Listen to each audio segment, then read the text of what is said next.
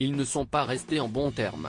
En juin 2020, Corina Larsen a porté plainte auprès d'un tribunal londonien contre son ancien amant Juan Carlos, pour des faits supposés de harcèlement.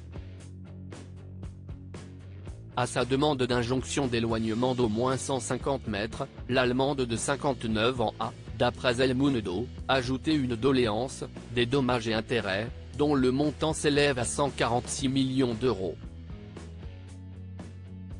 Après plus d'un an d'attente, la Cour de Londres a rendu son verdict. Dans sa décision relayée par le journal, la juge Rowena Collins Rice a déclaré « Ma principale conclusion est que la Haute Cour d'Angleterre et du Pays de Galles n'a pas compétence pour connaître cette réclamation. » Et de poursuivre. En effet, il n'a pas été intenté contre le défendeur dans son pays de domicile, comme si estit son droit par défaut, et la requérante ne m'a pas convaincu qu'elle avait des arguments solides et défendables selon lesquels sa réclamation relève d'une exception à cette règle prédéterminée. Pour justifier cette décision, le quotidien espagnol a rappelé que la version de la femme d'affaires avait été modifiée à 11 reprises. Le harcèlement a un impact profond et durable sur les personnes. Si cette décision a satisfait celui qui a cédé sa place à son fils sur le trône d'Espagne en 2014, elle n'a pas du tout réjoui la plaignante.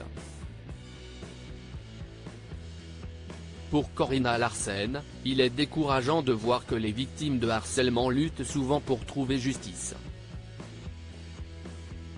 Dans un communiqué transmis à la presse, l'ex-femme du prince allemand Casimir Gsüß-Wittgenstein poursuit, « Le harcèlement a un impact profond et durable sur les personnes et il est crucial que nos processus juridiques fournissent des ressources adéquates à ceux qui en ont souffert. »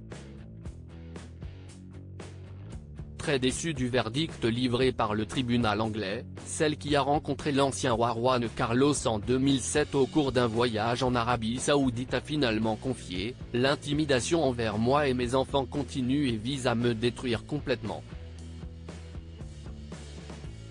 Juan Carlos a déchargé tout son arsenal pour m'user et la portée de son pouvoir est immense. » De leur côté, les avocats du monarque espagnol ont affirmé à plusieurs reprises que Corina Larsen s'adonnait à un chantage envers de son ex-amant.